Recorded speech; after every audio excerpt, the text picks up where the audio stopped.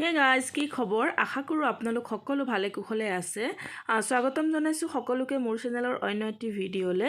আজি মই লৈ আহিছো ষ্টেপ বাই ষ্টেপ আপোনালোকে কেনেদৰে পাৰ্টি মেকআপ কৰিব। এতিয়া মই ক্লিনজিং কৰি ললো। ক্লিনজিং কৰাৰ পিছত এতিয়া লগাইছো পিক্সিৰ এটা গ্লো টনিক। টনাৰটো হৈছে পিক্সি ব্ৰেণ্ডৰ আৰু এতিয়া লগাইছো তাৰ ওপৰত মই সিৰাম লগাইছো মই নায়াচিনামাইড 10% আৰু ব্ৰেণ্ড হৈছে দি অৰ্ডিনাৰী। সিৰাম লগোৱা অলপ সময়ৰ পিছত এতিয়া মই লগাইছো ময়শ্চাৰাইজাৰ আৰু ময়শ্চাৰাইজাৰ কাৰণে মই ব্যৱহাৰ কৰিছো চিপ্লাৰ এক্সেলা ময়শ্চাৰাইজাৰ যেটো অইল ফ্ৰী ময়শ্চাৰাইজাৰ হয় হেতু লগাইছো আৰু দুটা মই ময়শ্চ কৰিবৰ কাৰণে নেভিয়াৰ লিপ বাম লগাইছো আৰু এতিয়া মই কৰি আছো কালাৰ কাৰেক্টৰ ফৰএভাৰ 52 কাৰেক্টৰ পৰা অৰেঞ্জ শেডটো লৈছো লৈ পেলাই মই কাৰেক্ট কৰিছো। এনেদৰে মই আনইভেন স্কিন টোন ইভেন কৰিবৰ কাৰণে কাৰেকচন কৰিছো কাৰেক্টৰ প্লেটখন ব্যৱহাৰ কৰিছো মই ফৰএভাৰ 52 আৰু এনেদৰে চাওক লাভ লাইন আৰু যত মই দেখা পাইছো যে কাৰেক্ট কৰিব লাগে তাত মই এনেদৰে কাৰেক্ট কৰি গৈ আছো। কাৰেকচন হোৱাৰ পিছত এতিয়া মই এটা ওয়েট বিউটি ব্লেন্ডাৰ লৈছো আৰু ওয়েট বিউটি ব্লেন্ডাৰটোৰ সহায়ত মই এনেদৰে ব্লেন্ড কৰি গৈছো। ব্লেন্ডিং খুব ধুনিয়া হ'ব লাগে, স্মুথ হ'ব লাগে। যদি আমাৰ ব্লেন্ডিং ভাল নহয় তেতিয়া হলে আমাৰ ফিনিশিং একেবাৰে ভাল নাহে। এনেদৰে খুব ধুনিয়াকে ব্লেন্ড কৰি ল'ব।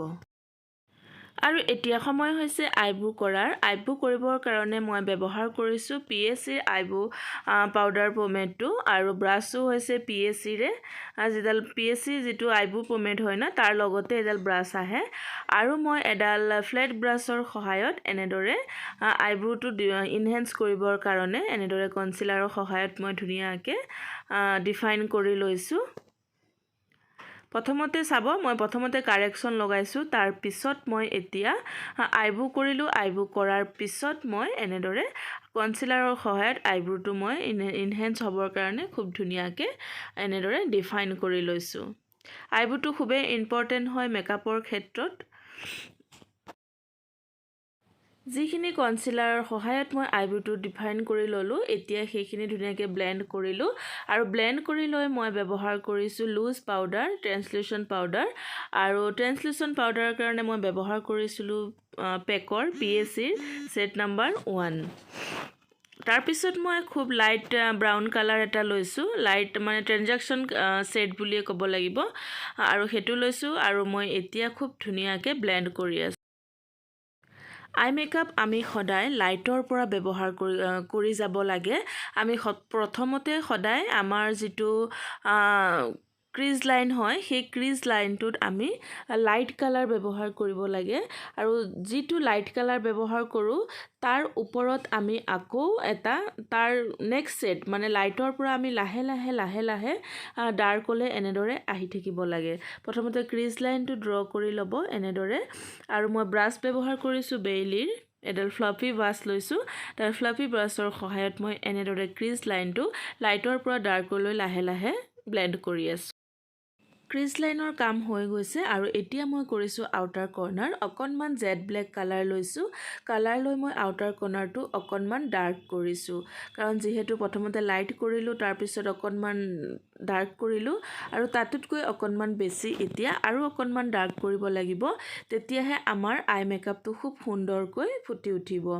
যেটো জেড ব্লেক ব্যৱহাৰ কৰিছিলো সেই জেড ব্লেকৰ ওপৰত মই এতিয়া দিছো অকনমান ব্লু আৰু আই মেকআপটো আছিল মোৰ ব্লু এণ্ড গোল্ডেনৰ ওপৰত কাৰণ ডাইৰেক্ট যদি আমি ব্লু কৰি দিও তেতিয়া হলে দেখিবলৈ ইমান এটা ভাল নহয় সেই কাৰণে মই প্ৰথমতে তলত জেড ব্লেক ব্যৱহাৰ কৰিলো তাৰ পিছত মই অকনমান ব্লু ব্যৱহাৰ কৰিলো আৰু এতিয়া হৈ আছে ইনাৰ কৰ্নাৰৰ কাম। ইনাৰ কৰ্নাৰটোৰ কাৰণে মই অকনমান লাইট ব্ৰাউন ব্যৱহাৰ কৰিছো লাইট ব্ৰাউনৰ ওপৰত মই লগাইছো গ্লিটাৰ গ্লু আৰু গ্লিটাৰ গ্লু লগোৱাৰ পিছত মই ইয়াতে অকনমান ব্ৰাউন গ্লিটাৰ যেটো গোল্ডেন গ্লিটাৰ ব্যৱহাৰ কৰিম।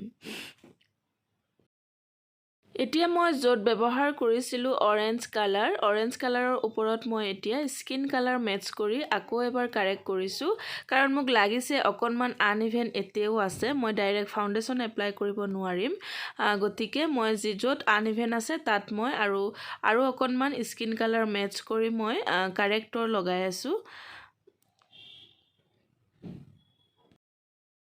আৰু পুনৰ এটা ৱেট বিউটি ব্লেণ্ডাৰৰ সহায়ত মই যিখিনি কাৰেকশ্যন লগালোঁ সেইখিনি মই আকৌ ব্লেণ্ড কৰিছোঁ যদি অকণমান ড্ৰাই হৈ যোৱা যেন ফিল হয় কাৰণ এচি চলি থাকে বা ফেন চলি থাকে তেনেকুৱা ক্ষেত্ৰত যদি অকণমান ড্ৰাই অনুভৱ কৰে তেতিয়াহ'লে আপোনালোকে ৱাটাৰ স্প্ৰে কৰিব পাৰে ৱাটাৰ স্প্ৰে কৰি এনেদৰে খুব ধুনীয়াকৈ ব্লেণ্ড কৰি যাব ব্লেণ্ডিং খুব ধুনীয়া হ'ব লাগিব স্মুথ হ'ব লাগিব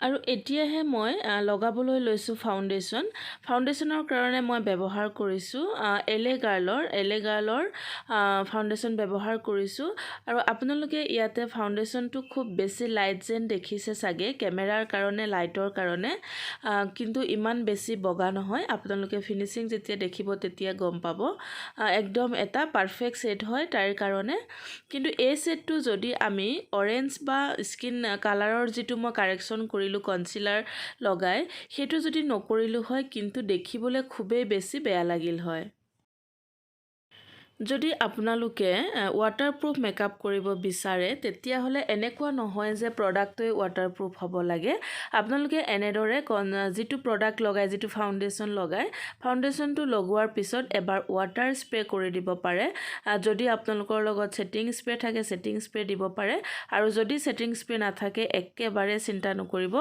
পিয়ৰ ৱাটাৰ স্প্ৰেও কৰি আপোনালোকে এনেদৰে কৰিব পাৰে এতিয়া মই হাই পইণ্টক হাইড কৰিবৰ কাৰণে ব্যৱহাৰ কৰিছোঁ মেবলিনৰ light concealer as a highlighter shade খুব ধুনীয়াকৈ বিউটি ব্লেণ্ডাৰৰ সহায়ত মই এতিয়া ব্লেণ্ড কৰিছোঁ ব্লেণ্ডিং মানে এনেকুৱা নহয় যেতিয়া আমি লাইট শ্বেড লগাওঁ অকল হাইলাইট কৰিবৰ কাৰণে তেতিয়াহ'লে আমি য'তেই লগাওঁ তাতেই বস্তুটো ডিপজিট কৰি দিব লাগে গোটেই মুখখনতে আমি বিয়পাই দিব নালাগে য'ত লগাইছোঁ তাতে মানে আমি টেপিং কৰি পেলাই ডিপজিট কৰি দিব লাগে তাৰপিছত মই ব্যৱহাৰ কৰিছোঁ চুগাৰ কছমেটিক্সৰ বানানা লুজ বানানা পাউডাৰৰ সহায়ত মই ছেটিং কৰিছোঁ আপোনালোকে দেখিবলৈ অকণমান মুখখন মানে বেছি হেৰি যেন লাগিছে চাগে কাৰণ কেমেৰাটো তাই কৰাৰ যিটো এংগেল হয় এংগেলটো অকণমান ওপৰৰ ফালৰ পৰা এনেদৰে কৰা নিচিনাকৈ কৰিছে গতিকে অকণমান লাইটৰ হেৰিটো বেছিকৈ পৰিছে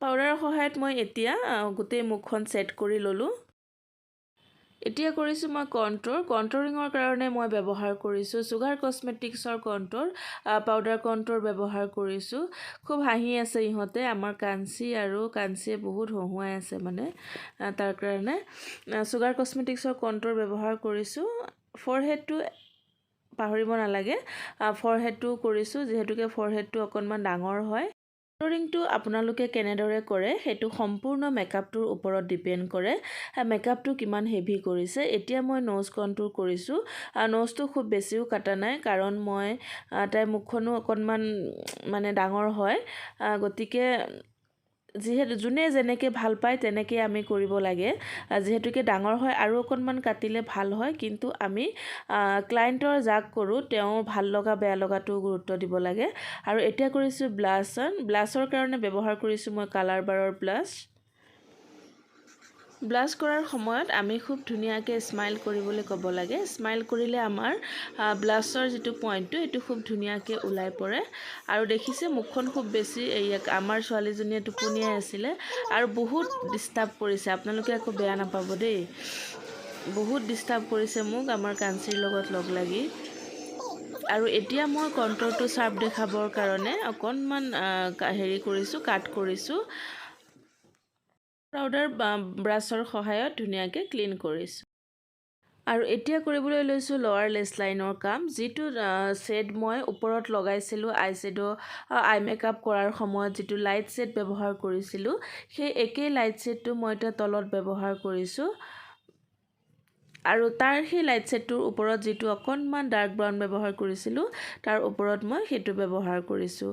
ইফালে কাষ্টমাৰ আহিছে, দেখা পাইছে চাগে কাষ্টমাৰ বহি আছে আৰু আমাৰ ছোৱালী দুজনীয়ে মোক বহুত ডিষ্টাৰ্ব কৰিছে, গতিকে অকণমান খঙো উঠিছোঁ মই, দেখা পাইছে আপোনালোকে চাগে এটা ক্লিপত খঙত মই মূৰটো লৰাই দিছোঁ।